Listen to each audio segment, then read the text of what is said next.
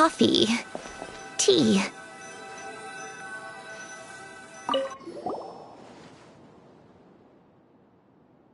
Wait, the people in this picture look kind of familiar. Oh, this was taken when Hélène and Renee were both still at the Fontaine Research Institute. Before their falling out.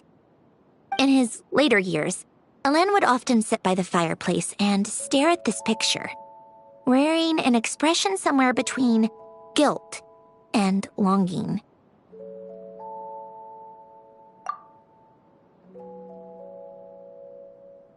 He said he sometimes regretted not helping his friend when he needed it most, even if just to stop him.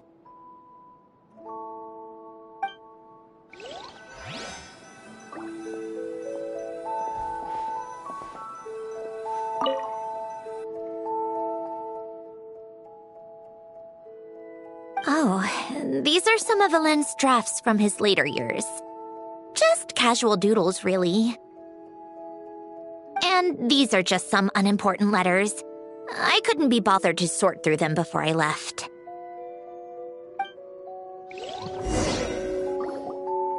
Wow! This house is filled with so many memories! It's so cozy and charming! You should have seen it in its prime, when people actually lived here. A lit fireplace, a steaming cup of coffee. That's the real deal. You know, we also used to have a mechanical piano that Hélène built. Ooh! How chic! Hélène never played it much. He probably wasn't able to at that point. But I managed to teach myself. Music theory is essentially math, after all. Once you learn the patterns, it's not really that difficult. I loved perusing Hélène's collection of classical music. The chords and harmonies felt like individual mathematical puzzles. It was fascinating, so I did some composing as well. But as Hélène continued to deteriorate, even the sound of music began to grate on his nerves. So I got rid of the piano. Aww. Back then, I assumed a piano was like an ordinary clothing rack, commonplace in every home and easily replaceable. It was only after I left that I realized how hard a good piano is to find. Enough about that. Hélène's gift should be just in here. The only things undisturbed before I left were a few of his personal belongings.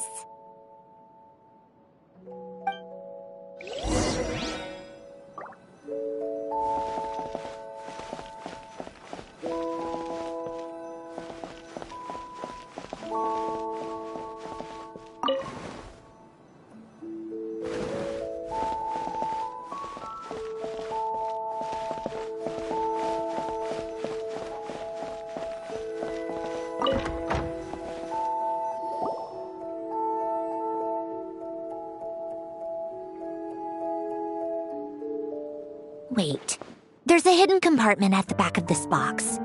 Looks like it's locked with some kind of gear mechanism.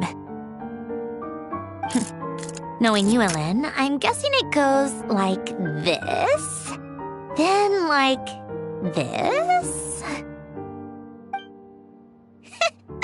Got it. Am I a genius or what? Let's see here. A box? Well, you gonna open it?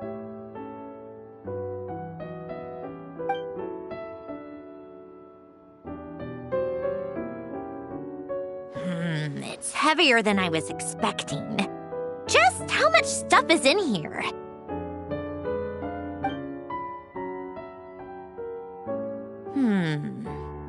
A letter?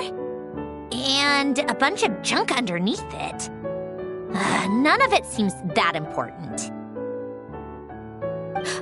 Wait a second. This should be it. Oh, a cube? It's a multidimensional algorithmic core. Elen would use it to store information. Only Polonia and I have access. All right, I'll start looking into the core and the letter. Feel free to go through the rest of this stuff and see if there's anything useful.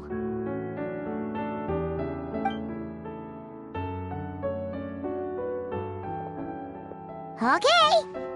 Hold on. There's another picture in here. This one has writing on the back.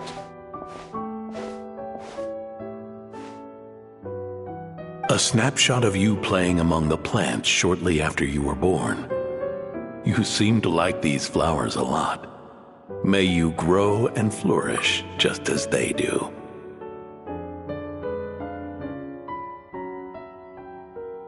Huh?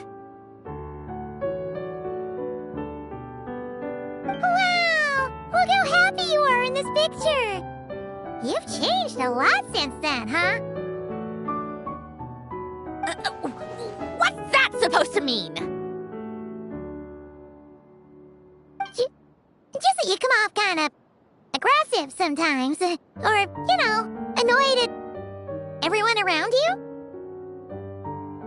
Well then, people should stop being so annoying. It's not like I'm the one with the problem.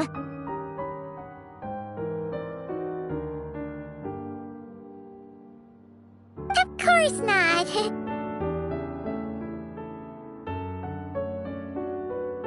Oh, here's something else. Looks like a piece of paper torn out from somewhere. Today, I solved another math puzzle and made a breakthrough on a construction problem the Institute has been stuck on for years. Am I a genius or what? No, wait, that's From now on, I should have people address me as Her Highness the Clockwork Princess, Unraveler of all reason. Nope. No more of that. I thought I tore this page out. You wrote this? Then how did it get... Wait, there's more writing at the bottom. You seem to have developed a distaste for this particular entry, considering I found it in the trash. I'm sorry, but I could not help but hold on to it. Forgive me. Elen!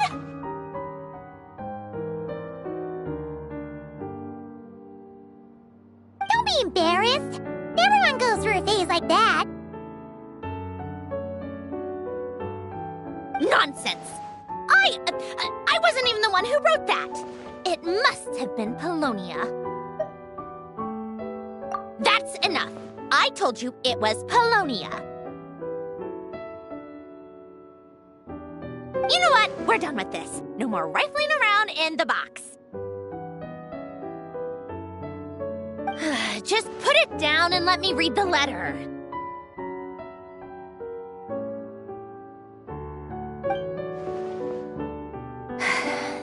To my little clockwork princess.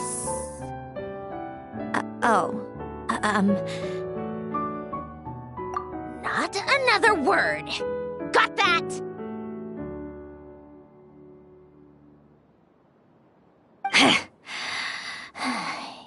If you're reading this,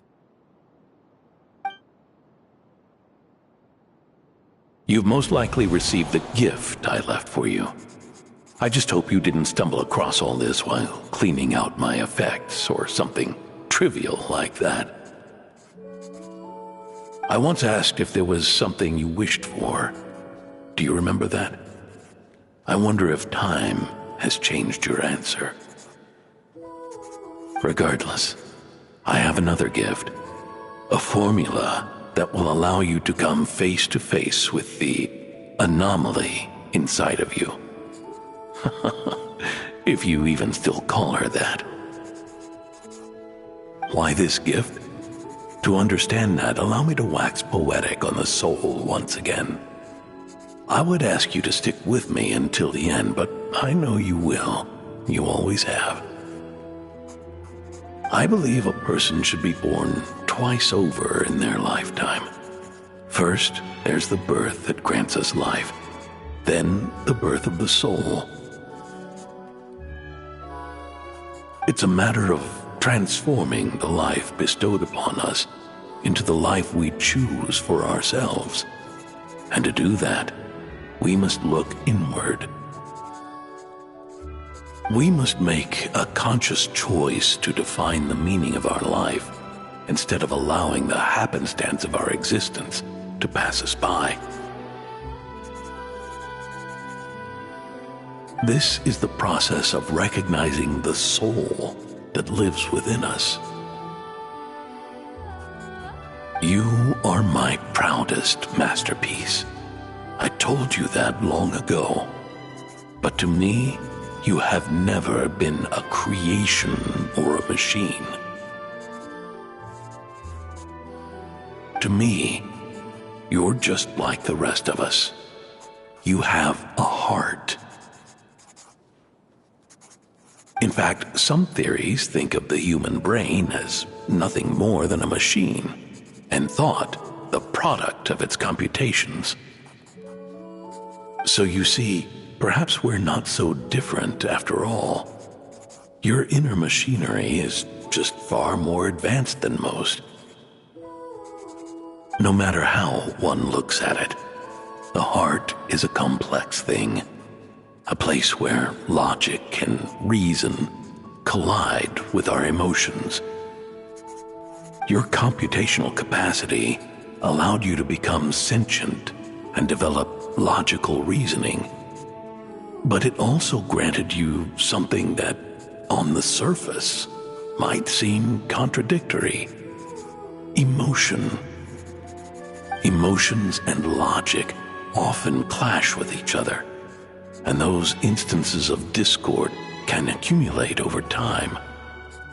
That is the source of what you refer to as the anomalies within you. As you told me once, you've always known what you don't want, yet you've never wished for anything in particular. Similar to how a blind person can feel when a part of their body is in pain without being able to fully visualize its form, such is your relationship with your soul. So, what I leave you now is this: a formula that will allow you to see the shape of your soul. For if you want to protect your heart, you must first be able to recognize it within yourself. Of course. Whether you use it is entirely up to you. You are, and always have been, free to do as you wish. Regardless, whether by my formula or some other means, I trust you will know your heart one day. You always were a fast learner, and the smartest person I've ever known. Ellen.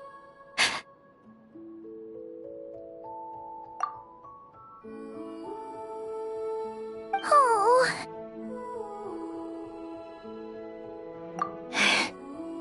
I'm fine. I've already figured out how this formula works. Let's get out of here and then we can use it. You made up your mind already? You're gonna do it? Why wouldn't I? Resolving the anomalies within my core is the reason I came here in the first place. No, I can do this on my own.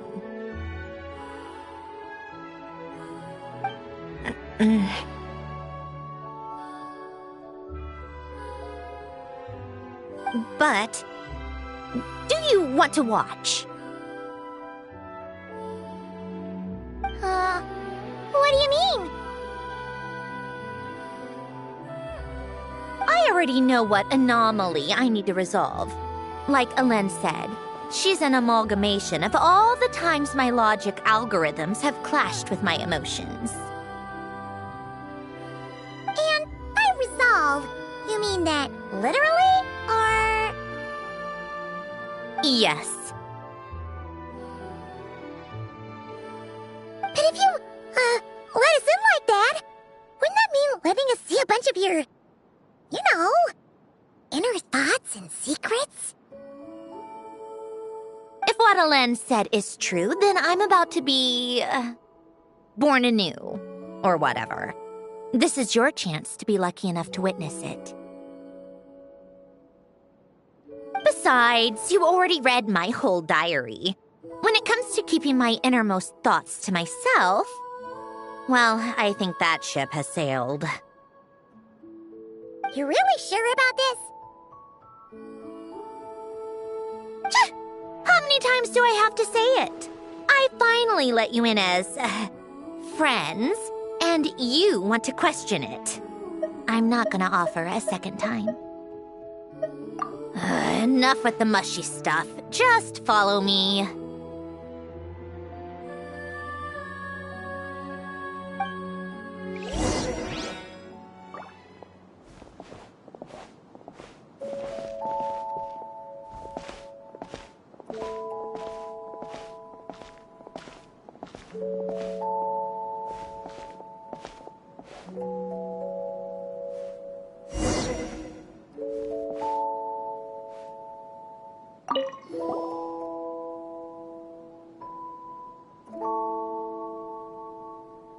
Right. With the numerological array, I can construct a simple formula that will allow you to experience what I see and hear in real time.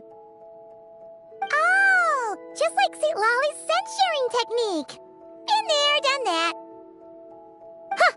Sounds like that shaman has some tricks up her sleeve. The arcane and the mathematical are both fundamental laws of this world. Being able to achieve a similar result through both isn't surprising. Anyway, let's get this show on the road. But no comments from the peanut gallery, okay? I know I offered, but I still don't want any interruptions.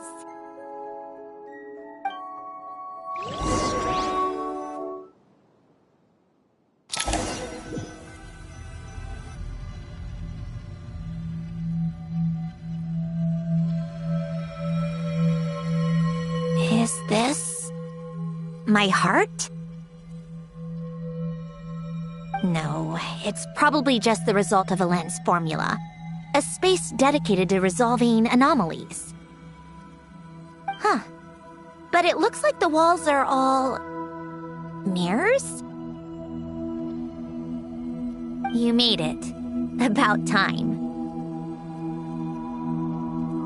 Is that me? From the past? You just spoke of anomalies. Well, here I am.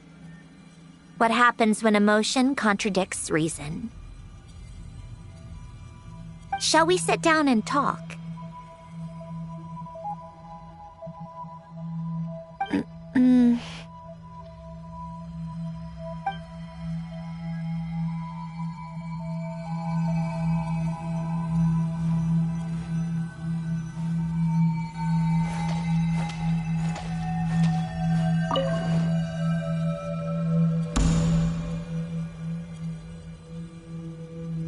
That should do it.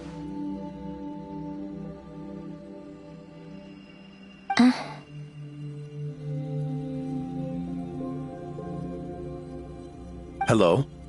My name is Alen Guillotin. Can you hear me?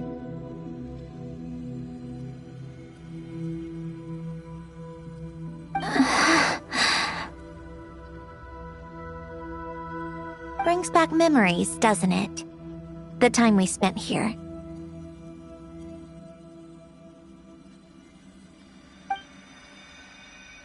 Here. I want you to have this. A notebook? You can use it to write things down. I don't need to write things down. I have unlimited memory. Even so, some things are more important than others, right? You can use it to write about the things that matter. So you wish me to carry out a basic priority sorting operation? I suppose you can think of it like that for now. But journaling is also an act of finding oneself. Much like we use wooden stakes to guide a plant to grow in a certain manner, what we choose to write down gives the soul much-needed direction. In the act of choosing what to forget and what to hold on to, we decide what kind of person we want to become. I don't understand. Like I said earlier, I don't need something like this. This is where we were born, where our life began. Mornings of tending to the garden, afternoons spent cleaning, reading, or studying, evenings of cozying up by the fire, listening to Alen share stories about his past. Alen.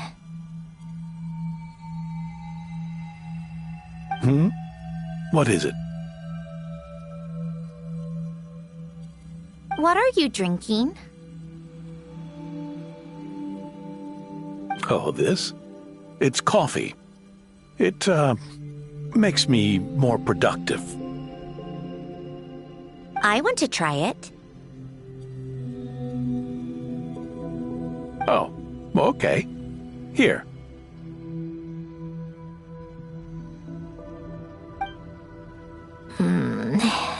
Bitter. Speaking of, why did you design me with senses? Taste, smell, touch. Well, I'm not quite sure. It just felt like the right thing to do. I suppose I hoped you might have a life of your own one day, and that you deserve to experience all life has to offer. Oh.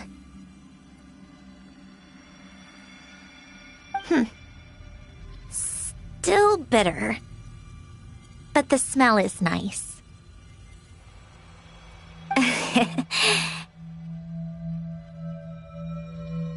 I thought those peaceful days would go on forever.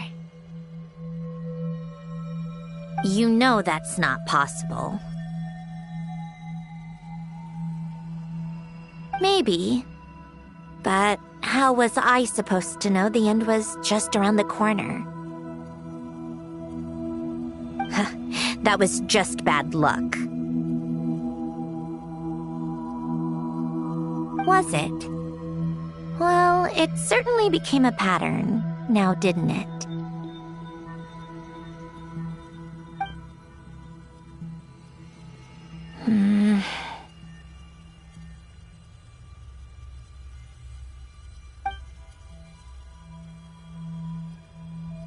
Over time, one of the habits we picked up from Alen was a love of coffee.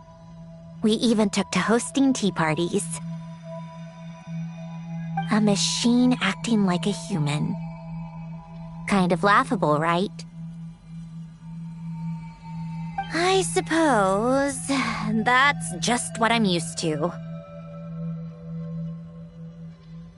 Yeah, that's just what we're used to.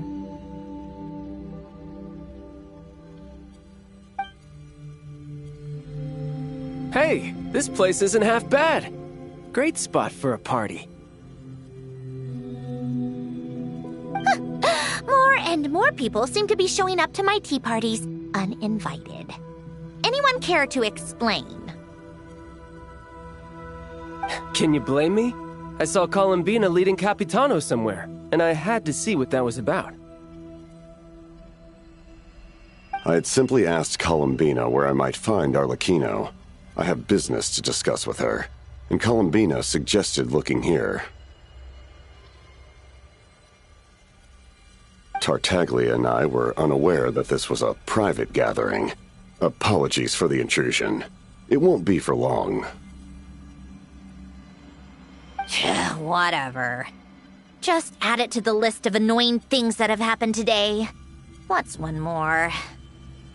Since you're here, you might as well stay for a cup of tea. See? Told you she wouldn't mind.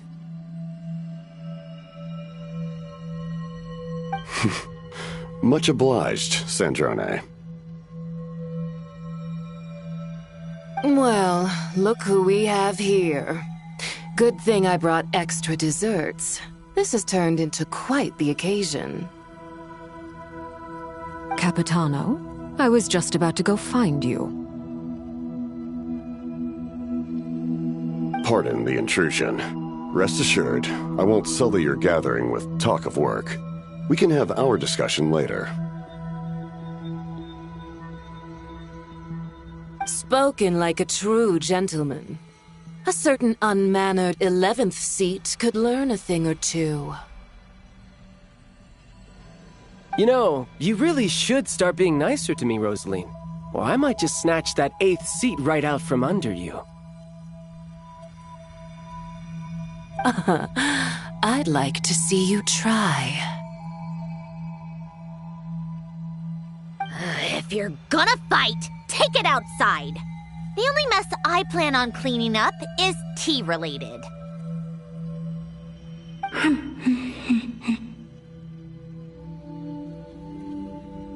I still don't understand how our quiet afternoon turned into such a crowded gathering. One by one, people just kept barging in.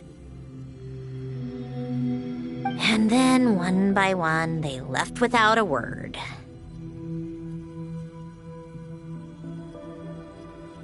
Yeah, pretty annoying, huh?